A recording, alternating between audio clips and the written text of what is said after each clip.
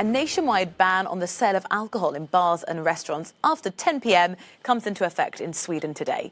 It's another measure being introduced by Stockholm to curb rising cases of COVID-19. The Nordic country, which has resisted implementing a lockdown throughout the pandemic, has recorded more than 200,000 cases and 6,000 deaths. Well, our reporter Per Berfors-Nyberg is in Stockholm for us, and we can go there now. Per, morning to you. Just tell us then what the new rules are. In comparison to other parts of Europe, they seem very relaxed, I have to say. And how are the public feeling about this new curfew, this ban on alcohol after 10 p.m?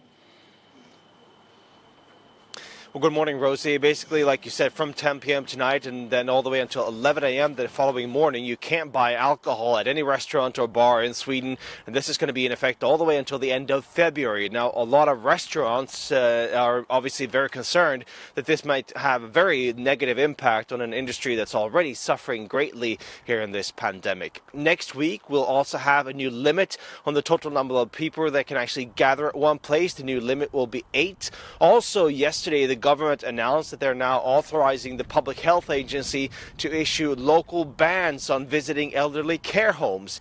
You may remember that we had a national ban that was removed on the 1st of October. Now they're going to put local bans in place instead.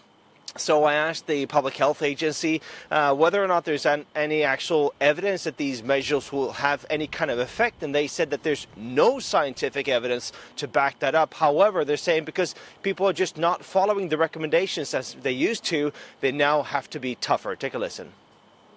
We've had local additional recommendations, and we have seen a good effect of those. But we are still not quite happy with the compliance, why we need to have stricter ways to make sure that people are not seeing each other in close proximity in larger groups. We are extremely worried. We see an increase in the healthcare situation, we see an increase in the intensive care unit, and we see an increase when it comes to death. Now, several regions across Sweden are now in a state of alert. We're increasing testing. They tested 254,000 people last week, but with a record number of people getting positive results, 12.9%. So obviously the authorities are really concerned. The Prime Minister said yesterday that there will come a time when we can live like normal again, but that time is not now, Rosie. Per, thank you very much for giving us the update from Sweden.